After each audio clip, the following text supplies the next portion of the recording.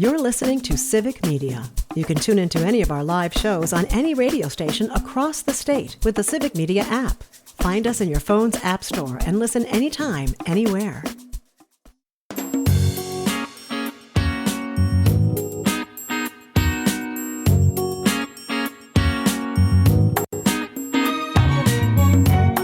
Across Wisconsin on Civic Media, you're listening to Mornings with Pat Kreitlow, powered by Up North News. Now, from our Lake Wissota studio, here's the founding editor of Up North News, Pat Kreitlow.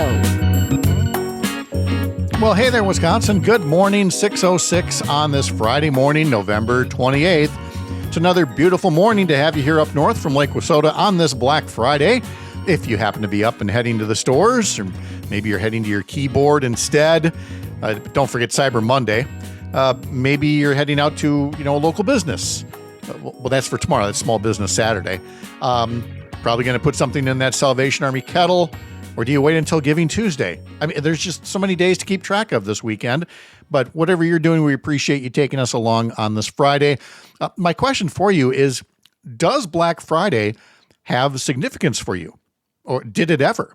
Were you one of those in the crowd to get a Cabbage Patch doll or a Tickle Me Elmo or a flat screen TV when those were the new things? What's Black Friday? What's your history of Black Friday? And like I said, are you going out now? Is it worth it? Are the deals worth it to go out and face the crowds? Clearly, some people still think that. Otherwise, there wouldn't be the aforementioned crowds.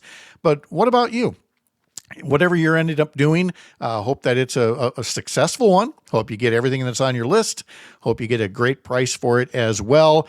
And, start to scratch some things off your list for the holiday season because, here we are in the holiday season. And our first gift to you is Greg Bach, who will be joining us later this hour for today's history lesson.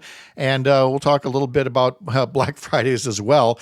And the things that we used to chase after. TVs aren't what they used to be in both ways, good and bad. And we'll explain that in just a little bit here. Hey, next week, we are going to begin our latest Text to Win contest. The holidays are here. It is going to be time to pick a present from our grown-up gift list. Your chances to win will start on Monday. You'll be listening for keywords to text in through the Civic Media app, and you can win prizes like $200 cash, maybe a chance at grand prizes like a snowblower or a stainless steel cookware set or a portable air conditioner. Just remember, download the free Civic Media app and be listening on weekdays starting Monday for your chance to win in this brand new edition of our multi-station, multi-state contest as Civic Media just grows and grows and grows and grows. And yet still somewhere down there in the Civic Media empire, they've made room for a Studio A2, where Parker Olson is standing by to produce this little shindig. Parker, how are you? I'm doing well, Pat. I would like to point out they did not exactly make a lot of room for the studio. No. But what do you need? It's just you. It's just me. So it's and nobody else has a room quite like yours. No one else is in the broom closet like me. Just gonna leave it right at that. Yeah, exactly. So what about you? Will you be out shopping later today? Are you a Black Friday, Thanksgiving weekend shopper? I cannot say that I am. Frankly, I don't think anyone in my family is, really. I don't think any of us want to face that kind of hostility. It's probably the best way to think of it. Okay.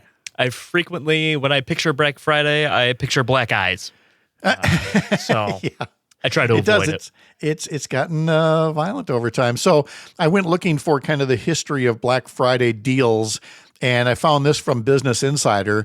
It's a 2018 article, but it all still fits because, I don't think Black Friday is necessarily what it used to be. But when you think of Black Friday in the shopping sense of it, you really do start with the Cabbage Patch dolls in 1983.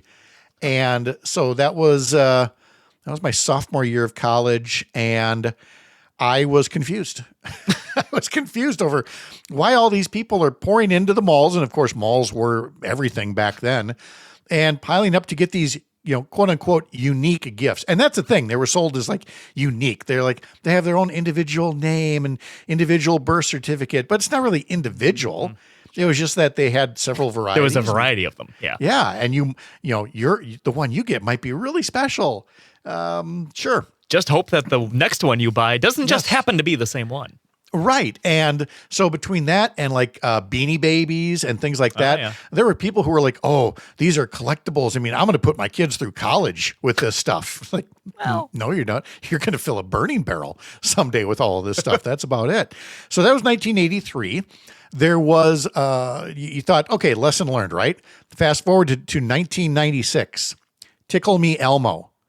Remember that one? God. Well, no, but yes. Well, not you personally, but the folks out there are like, oh gosh, I remember that thing. And it was, it was a little doll that, vibrated and laughed and giggled and everybody thought it was so cute. But again, not worth fighting people over. And yet there was some of that back then as well. There was Furby in 1998. I barely remembered Furbies until I saw the article, Oh God. Yeah. I don't even, I think I can picture a Furby. I don't really remember. But then it moved from toys into more grown-up fare. In 1999, Walmart started pushing these 19-inch TVs. And these were not flat screens. They were just, the old traditional TV, but at a low, low price that people were like, oh, hey, I can't pass that up, Put something in the, the spare room or the garage or whatever. And then it moved on to the electronics. You had the Nintendo Wii in 2008. Yeah. We were all over that. Yep. But again, not on Black Friday, wasn't rushing out to get it that way. Did it cost a couple of bucks more? Yeah.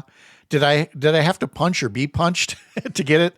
No, but I do remember the Nintendo Wii was a big deal in 2008. Yeah, I still have my Wii, Pat.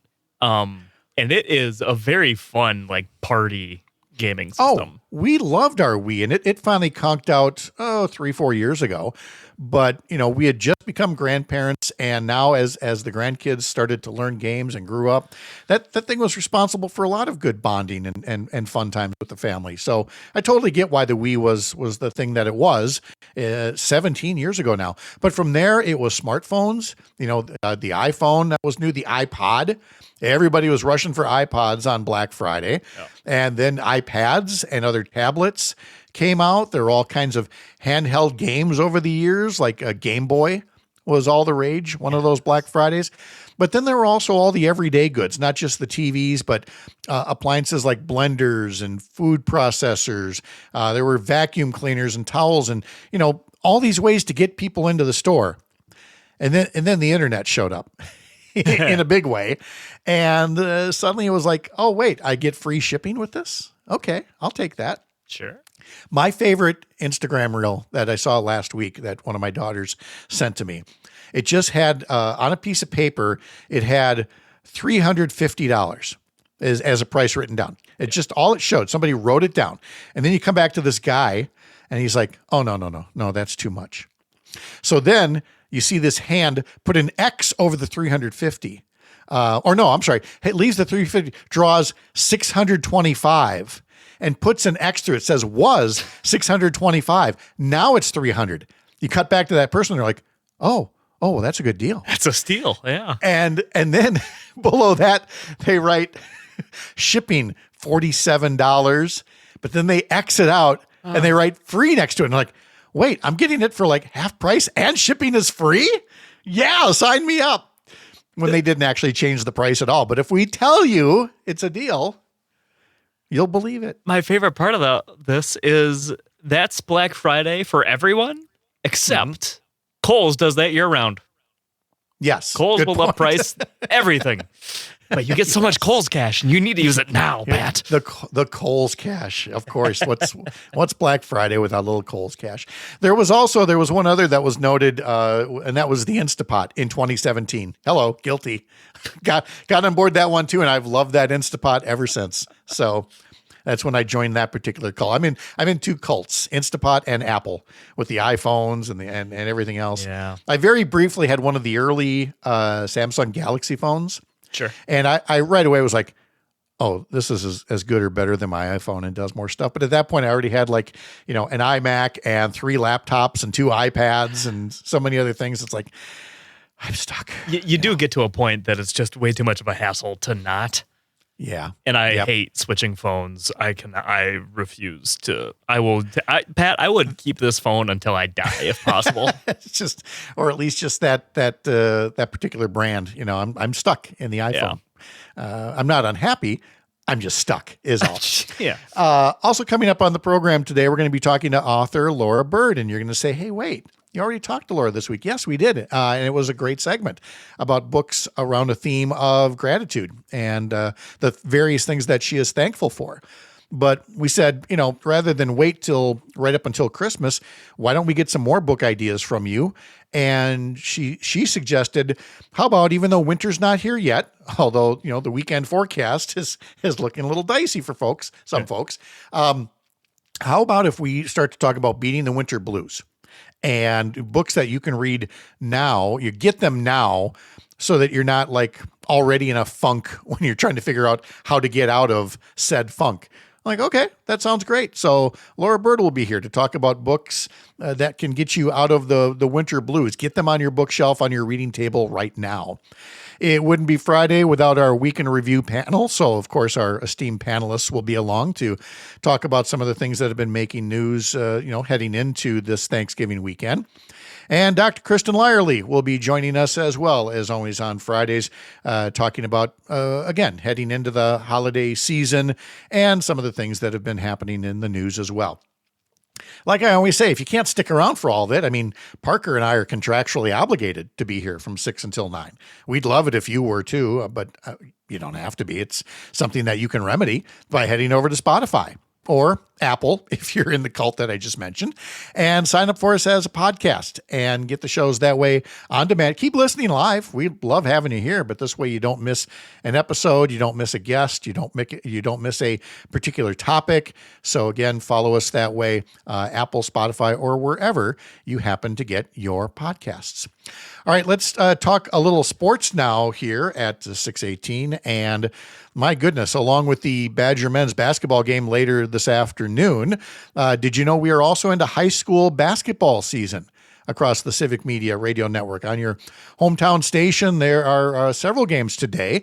For folks in the Wausau area, they're going to get to hear Newman Catholic versus Merrill. That's boys basketball at 5:35 this evening. And then Wausau West versus Northland Pines at 7:45. And those games will also be live on the Civic Media app. Meanwhile, listeners in the Wisconsin Rapids area to WIRI, they can hear boys basketball Nakusa versus Columbus at 6:05 this evening, and Assumption versus Neelsville boys basketball at 7:50. Again, those games will be live on the Civic Media app. And of course, you've got the Badger football team. They are traveling to Minnesota to take on the Gophers. 12:30 for the pregame. And then the kickoff is at 2:30 on Civic Media stations in Richland Center, Amory, Wisconsin Rapids, and Ripon. I saved the best for last, of course. Civic Media has its own sports show Saturday mornings at 7. Parker Olson is one of the big kahunas on Make the Call. I am a big kahuna on the show. Yes, it's a big deal. It's a very big deal. We'll be talking a lot of Badgers. We'll be talking a lot of Packers. You can listen, I think, on pretty much all of our Civic Media stations here on the News Talk Network. 7 o'clock. And you can podcast the Civic Media app. And the app. Yes. The Civic Media app. 7 a.m. on Saturdays. Listen in. Treat yourself for that. All right. Still ahead, as mentioned, we've got our Week in Review panel. We'll be talking to Dr. Kristen Lyerly, Greg Bach, and much more still ahead. I'm Pat Kreitlow from Up North News. Follow us over at upnorthnewswi.com. Sign up for our newsletters, plural, while you're over there. This is the Civic Media Radio Network.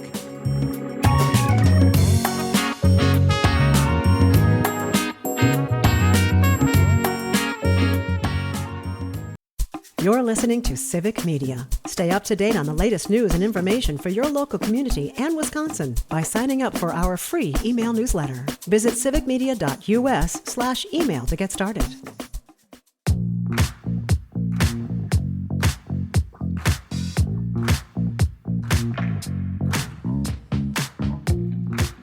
Welcome back. It is 6:22. Next week, our guests include Congressman Mark Pocan, pediatrician Dr. Kelly Snooks, and Dan Schaefer from the recombobulation area. But right now, we're joined by Keya Vakil, national political editor for Courier Newsroom, the parent company of Up North News. Hello, Keya. Hello, Pat. How are you? I'm good. I'm a little frustrated, but we'll get to that in just a minute. Before we get to the Georgia case that we all learned about back on Wednesday, let's talk for a minute about repeal and replace. And I don't mean what Trump's Navy Secretary just did this week, repealing an entire class of frigates and costing jobs in Marinette without a replacement plan to keep up with China's fast-growing naval fleet. I mean the old school definition, where Republicans just obsess over the Affordable Care Act, repeal and replace.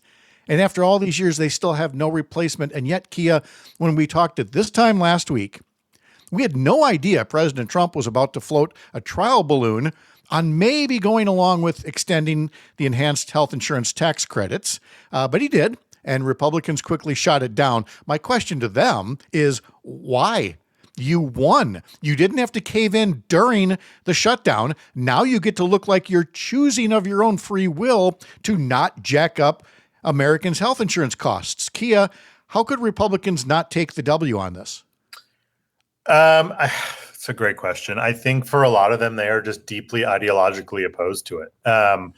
We sometimes joke about they have no coherent philosophy anymore. It's just the party of Trump. But there is a very real big subset of especially in the House Republicans who are, basically the Freedom Caucusers, who basically want a completely stripped down government, libertarian type state where it's like a free for all and everyone fends for themselves. And so they don't believe that the state owes it to people to give healthcare or make it affordable or to have safe roads or publicly funded schools.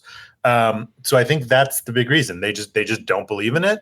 I think obviously I find that abhorrent. I think people deserve healthcare. But that's the Republican Party nowadays.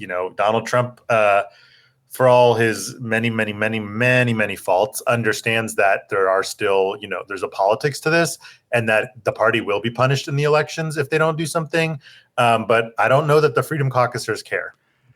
Speaking of which, and again, we're just in speculation territory here, but so many Republicans were upset about the way things have gone lately, not the least of which is apparently passing on Russian talking points and calling it a peace plan for Ukraine, that there's talk there could be enough people following Marjorie Taylor Greene out the door starting sometime in January that Democrats could actually be in the majority in the House before the midterm elections. Is that just idle chit chat for Washington? Or if Marjorie Taylor Greene can do it, everything's on the table? Yeah, I mean, I wouldn't be surprised if we saw a few more. I mean, I think we'll certainly see many more people announcing their retirements. I wouldn't be shocked if we saw a few more early exits, but I think it's wishful thinking to think that enough people will leave to flip control of the House. Whoever that last person would be would get so much pressure. We've seen when the mob is sicked on people from Trump and the House, what happens. We have people who are getting swatted. We have people who get death threats. I think they'd be too afraid, to be honest, to retire or resign that if they were that decisive number. But yeah, I think you'll see a lot of people head for the doors. You could not pay me to do that job. There is nothing about being a member of Congress right now that is appealing. And they're in the majority. They have a trifecta and they still can't get it together. And it's embarrassing. They're miserable, but it's something of their own making. We're talking to Keya Vakil, Courier Newsroom's national political editor. All right, the other thing, and I mean, it's been almost 48 hours, and I still cannot believe that a judge in Georgia has dismissed the last pending criminal prosecution against President Trump.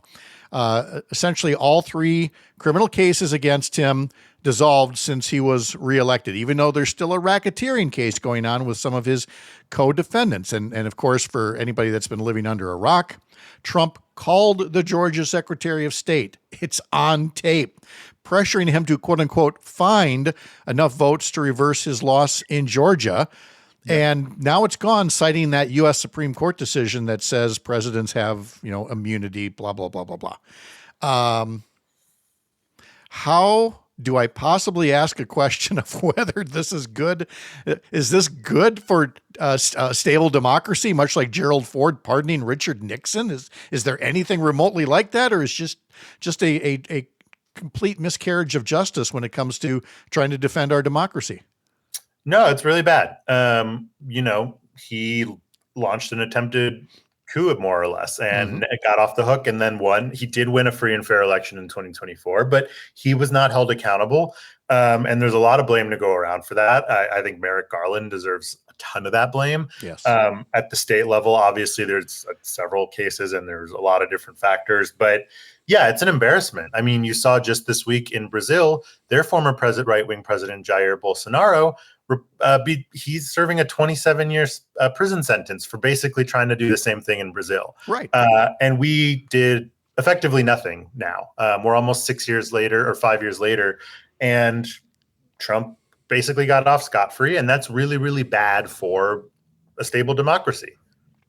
And it just means that they're going to try it again. Somebody, if not Trump, then somebody else will try again. Although, again, it would have to be a sitting president to get that kind of immunity. And again, that is a ruling that we're just going to look back on for generations for its complete and utter badness. Keya Vakil, Courier Newsroom's national political editor. Thanks for coming up as we get into the holiday weekend here. Hope all's well. We'll talk to you next week. Thanks, Pat. You too. Have a good Thanksgiving. Yep. Thank you. Coming up next, we will have today's history lesson with Greg Bach, maybe a little sing-along as we move closer to the weekend. And later, our Week in Review panel and Dr. Kristen Lyerly and Laura Bird. I'm Pat Kreitlow. This is the Civic Media Radio Network.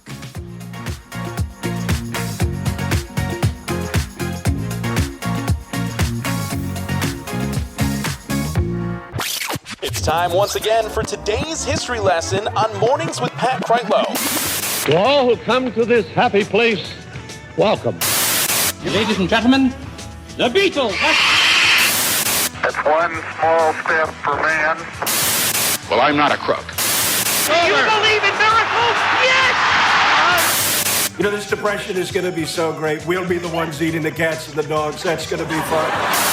Once again, it is time to take another revealing peek back into history.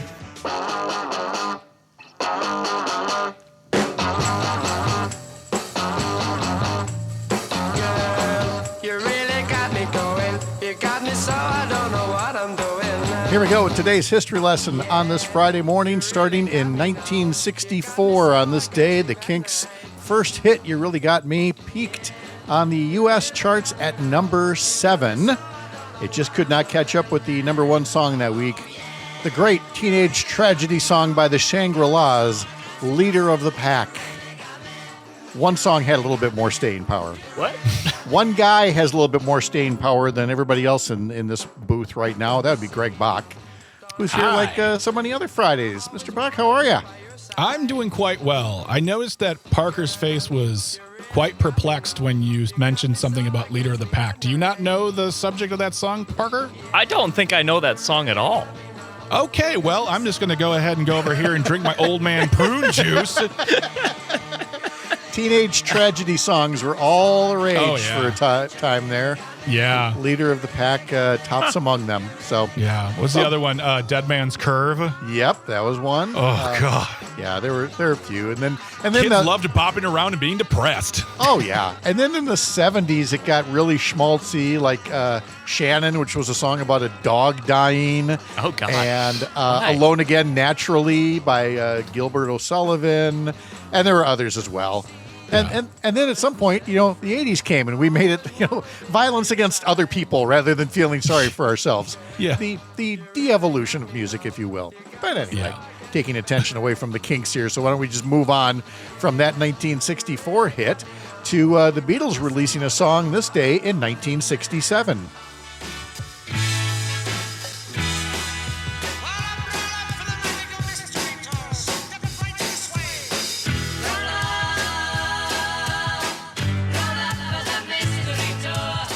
This, of course, was 58 years ago this week when the Beatles released the soundtrack to Magical Mystery Tour, to a film that was about to be released by the Fab Four. I don't know if would those movies have staying power today. I don't even know if they had staying power back then. The 60s were an unusual time. No, honestly, I think that it's if you think about it, it's the perfect commentary on modern day film. When A Hard Day's Night came out, it was a blockbuster hit starring this brand new, wonderful band, the Beatles. And then Help comes out. We're like, oh, another Beatles movie. And then Magical Mystery Tour comes out. Like, oh, this is straight to streaming. This is a straight to streaming movie. They're not the 1967 equivalent of straight to streaming. Yeah, well, I heard it was their weird work. But that's what everybody had to do. I mean, Elvis had probably made 23 films by that point. Frankie and Annette, and every artist, and they were formulaic. And yeah, there's a reason you don't see them in the Oscars review every year for the Academy Awards. Let's put it that way. Can I say that I didn't know there were films attached to these? You can say that. You can say that, yeah. Okay. Am I going to destroy anybody's feelings? Let me go fill my prune juice glass. Parker, you've never heard of A Hard Day's Night, the movie? No, I don't think so. Oh, it's a really fun movie because one, it's a wacky movie. And the music's amazing, and it's a great commentary on their sudden rise to fame, especially in America. Especially the press conference scene where they're just messing with reporters. Fantastic. But it's a great movie. Dick Lester, who also directed the first go-around of Superman 2, I would watch that movie. Apart from everything, it's really good. Yeah. Interesting. There you go. I did not. Add it to your list. Yeah. Oh, it's getting longer and longer, guys. I know. We really should publish that list one of these times. These are all the things. Olsen Film Festival. The things we have teased Parker about, film and music. Yeah. We could do that. Then we'd have an event where everybody could come in for screenings of some of these things. There you go. I like this. All right. Let's see. On this day in 1895, the first American automobile race took place. 54 miles long from Jackson Park in Chicago to Evanston, Illinois. 54 miles. A guy named Frank Duryea won it in 10 hours. It took 10 hours to go 54 miles. That's my favorite thing to hear in like history recitations where someone will say, the family got in the wagon, we traveled south 10 miles, we got there in 4 months. And 3 of us died. Yes. Dysentery along the Oregon Trail. Yes. Exactly. 10 hours. 10 hours to go 54 miles. I got there faster walking. Exactly. Yes. All right. So there you go. First automobile race, 1895. Greg, I wanted to let you know we really, really appreciate you being here on these Fridays. Yeah. And I feel like I haven't done anything really nice for you to express that gratitude. And so for you, even though this technically happens on Sunday, would be the anniversary of when this album hit number 1, why not bring it up today? On this day in 1968, the number 1 album was by your friend and mine, Pat? The late, great Glenn Campbell. Are you ready? Yes. I am a lineman for the county, Parker, and I drive the main road. Take it, Parker. Next line. Fellas, I'm afraid not. Okay. I was like, either Parker's never heard this song or his screen is frozen. I did hold it pretty still. Staring at us. What are these madmen doing? A fabulous piece of trivia about this song that I just found out recently about the guy who wrote the song. He wrote it. I'm going to find the name. But he said that, like, here's Jimmy the Webb. song. You're thinking of the great Jimmy Webb. Thank you, Jimmy Webb. Thank you. Sorry about it. So Jimmy Webb writes this song. He's asked to write a song about working. He says, here's this one. Do with it what you want. Let me know if I can help you with it. But they cut it. They recorded it. They released it. And he said, the song wasn't done. I could have given you more. And I think it was either Glenn Campbell or the producer said, it's done. That's it. Yeah. He felt like it was an unfinished piece. Huh. Yes. And honestly, so many people still laud it as one of the great love songs. You're out there, you're working your tail off, you're thinking about the person that you can't wait to go home to. It's simple and beautiful, like so many things that Jimmy Webb did. And Glenn Campbell brings it to life. Absolutely. Until Pat and Greg sing it, as we do a lot. Yes. I was gonna tell you this a couple of weeks ago. I can't remember what I was driving home from, but this song was on repeat, and I was singing it with all the gusto in life because I love this song. Yep, we still do, and I know we're not alone. No, we're not. There's not. There's not a lot of us, but we're not alone. It's a fine song. Excuse me? What did you just say? What did you just say? It's a fine song. Fine song. A fine song. One to be liked by more than just the two of you. Put a little respect on that fine when you say I'm sorry, but I don't need you, but I want you. I want you for all time. Think of a better lyric than that, Parker. Fine is in like fine wine. Okay, good recovery. Good recovery, man. Thank you, gentlemen. An effort anyway. Yeah, all right. Gotta do it. The next person we're going to play is not the guy whose birthday it is, but he was responsible for this song and so many more. Berry Gordy Jr., founder of Motown, is 96 years old today.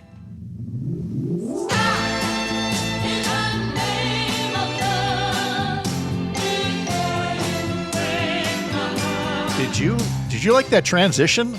That was wonderful. How we took that right from the end of Wichita Lineman right into the next thing there? That was gorgeous. I really think WBA, are you listening? Best transitions? WBA, all those civic media, all those FM stations out there, you're missing out on some real talent over here, okay?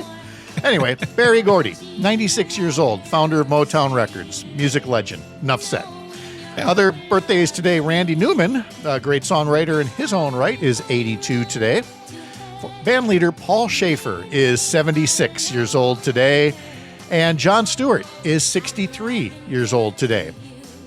Born this day in Seattle in 1942, one Jimi Hendrix.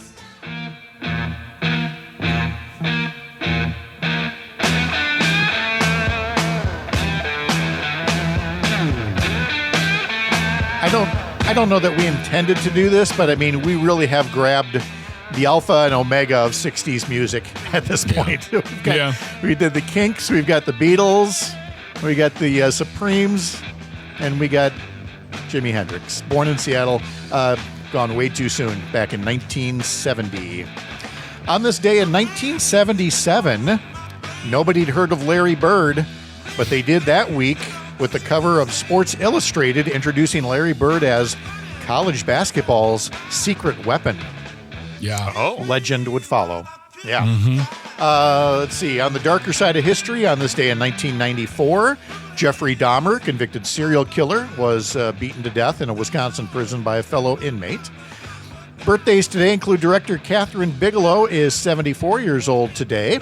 And here's one for Parker. We got one for Parker. This one's right in his wheelhouse. Happy birthday, 70 years old, to this guy. Bill. Parker found one he can sing along with. I was going to say, what's funny is what Pat and I don't know about this song, I found out recently, is that the Bill Nye Science Guy theme song is the Wichita Lineman for the younger folk.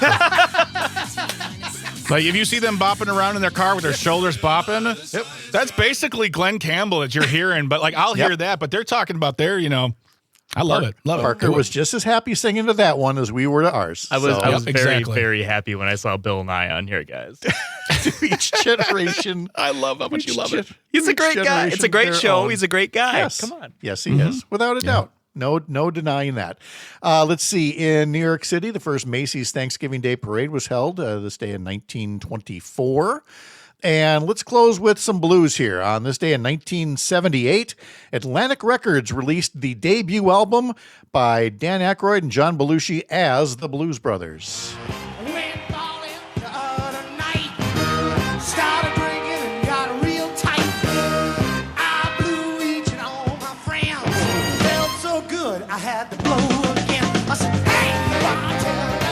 This was recorded live in L.A. over about 2 months earlier as the opening act for comedian Steve Martin. The album topped the charts, and it remains among the best-selling blues records of all time, which to me is kind of like Olivia Newton-John winning the Country Music Awards. A whole lot of people going, wait a minute, what? What year was that again? That was 1978. And people would only have to wait 20 more years to get Blues Brothers 2000. I mean, good things. Good things come to those who wait. Yes, exactly. What's on the national day calendar, or do we have a week calendar here? What do we got going on? We've got weeks and days, Pat. It is National Book Week, which is why we're talking to Laura Bird, partly. Yes, we are. Yes. We have also got Deals Week because, it's Black Friday today. Okay, that checks out. Yeah, we've also got Day of Listening. Are you listening, Pat? What? Day of Listening. Yes. Okay. Listen. What? Look, that's again another one of those days where I just want to grab the person who came up with that and grab him by the lapel and go, what is this really about? But anyway. Yeah. And finally, let's give us a food one. French toast. French toast. Was it invented by the French? That's what we really want to know. We'll explore that and weighty questions on this Black Friday. Greg Bach visiting with us, and then we've got much more coming up after the 7 o'clock news, so stick around. I'm Pat Kreitlow. This is the Civic Media Radio Network.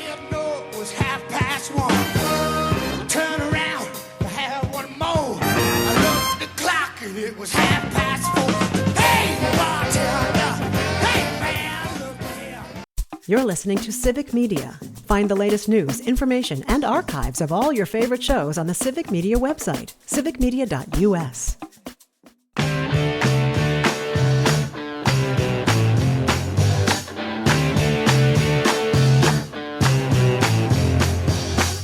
Minutes now until 7 o'clock on this Friday morning. Pat Kreitlow here in Chippewa Falls, joined by Parker Olson in Madison and Greg Bach at Radio Park. Hey, help lift up your community next week with Giving Tuesday on December 2nd. Giving Tuesday is a global movement celebrating the power of generosity, a reminder that every act of giving matters. Civic Media believes the day is special, impactful, and essential. Stations across the state will be highlighting and raising money for local organizations, making a real difference. So be listening next Tuesday to learn how you can support your community. And we'll be doing a little bit of the same here just on this particular radio program, too. So listen for that and more coming up on Tuesday. But, of course, before that, we got to get to Cyber Monday. And, of course, here on Black Friday, we got Small Business Saturday. I don't know, Greg, where does one start with shopping? Were you a Black Friday shopper, or do you just do the small businesses on Saturday? Are you an online only on Monday? Where are you in your credit card parting ways? Oh, good Lord. I am not in the physical brick and mortar shopping person, especially the week of Christmas, weekend of Christmas. That has never been a attractive thing for me, and neither me nor my family require things that necessitate standing outside all night to get a deal, a doorbuster deal. So I generally rely on online, do Cyber Monday, and if it's Small Business Saturday, my family has always got my sister always wants gift certificates from the same nail place and hair place, so that I'll buy them there then. Yeah. And that's how I do it. I don't really, and in fact, if anything, I'm going shopping midday on a Tuesday when no one's around and knocking the things out I need to get rid of, because I try to stay away from the mall, but if I have to, I go when it's not a popular time to be there. So it's not like we're getting up early, we're going to get on our comfy clothes, we're going to sit outside, drink cocoa, and then hopefully I won't get punched in the face for a TV. That's just never. And in fact, and Pat, you'll know this. I don't know, Parker, if this is something for you, but when I was a kid, Black Friday started at noon. Yeah. They were closed Thanksgiving, period. Oh, wow. The stores were closed. Yeah. And then it was, we're starting our doorbuster deals on Black Friday at noon or later in the day, and they're open for a few hours with big savings. Oh. But it just over time became, we're opening at noon, we're opening at 10, we're opening at 8, we're opening at 6, we're open all night. We're going to open at 5. Yeah, now Thanksgiving. I was going to say, the Thanksgiving one still cheeses me off. I only remember it as starting on Thanksgiving night is what what I remember it to be standard, I guess. And that's just wrong. It is. I agree. Yeah. Can we still have holidays, actual holidays, please, and not have to, work your people like dogs, because you can, Mm-hmm. No, Pat, marketing, we must. No, not if enough workers don't show up. So that there may come a day. So you talked about TVs. We were joking earlier about how the first big Black Friday for TVs was in 1999 when Walmart put out a 19-inch TV. And I don't mean a flat screen. I mean one of those big old cubes, for TVs, and everybody was rushing. I don't remember what the price was, but that was like the big thing. And it's just funny to have watched from Black Fridays, onward, how then it became the flat screen was the big thing. Mm-hmm. And then the flat screens got to be, I mean, look at some of them now. I mean, you could park your car on one of them. Yeah. I was having this conversation with Jane earlier this week that when my mom bought her first flat screen TV, which was, I think, 27 inches, which isn't big. Right. No. It was like $1,700. And she said, I'm going to keep this forever. I'm not getting rid of this television. And within 5 years, she had to buy a new TV because they all break. Yeah. And the technology is obsolete. And they're saying, hey, why would you buy another TV like that when you can go bigger for less? And that's just what happens now. You can buy a 60-inch television for $500. I wouldn't count on it for more than a year, but you can. No, it's again, they don't build them like they used to, put it that way. No, whereas, they don't. Once upon a time, it was, this was furniture. Real furniture. Mm-hmm. It had tubes and wires in it. And you could serve Thanksgiving dinner on a console that big, You had a 5,000-pound television console with a 3-inch screen, and you liked it. You did. That was the latest and greatest technology. And now it's not that they're making, they are trying to make the screens bigger all the time, but now it's about, what features do you have in it? Mm-hmm. Wait, that TV doesn't come preloaded with all these apps? Oh, you don't want TV, 2.0. You want TV 3.0, even though there's no other difference. Why do you want what you just bought 4K? Why did you get that? Get 32K. Your eyes can't process that kind of clarity, but you need it. And the other thing too is they make this technology at such a price that you never want to take it in for repair. You just throw it out and buy a new one. Yes. Because that is, in the long run, you justify in your head. You're like, well, it's going to cost a lot of money. I might well buy a new one. And by the way, for the record, don't ever buy the extended warranty. The warranty that comes from the factory is perfect. Don't be robbed. The following it's all advice for Parker. It's all advice for Parker right now. That's true. Yeah, that's fine. No, I've got a perfectly good big screen TV here, but it's almost 10 years old, but it's perfectly good. Yeah. But because it was from that long ago, it doesn't get like some of the apps and things unless I, plug things directly into it. And then, you've got the wires hanging down. Oh, how is God forbid. How's it not built right in? It's like, I'm not throwing away a perfectly good TV just to get, whatever app, whatever streaming service might not even be around in 2 years. I got a great response for anyone who ever gets on your case for things like that. It's simply this: I don't care. as you could tell by that. It's a simple world. Absolutely. Yes. I don't. So no shopping for you this weekend at all?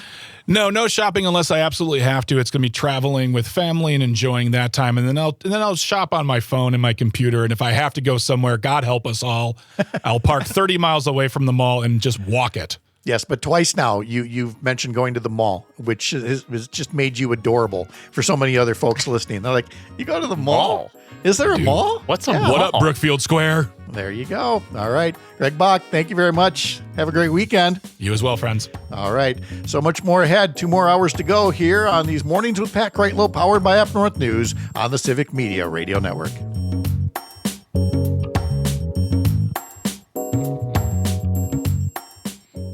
The national news cycle never stops, but it can be hard to find news about your local community. Civic Media is dedicated to providing quality local and state news coverage across Wisconsin. With the Civic Media app, you can get notifications about local stories that matter to you and your community. Find the free Civic Media app in your phone's app store and choose notifications from the menu to tell us what kind of news you want to hear about.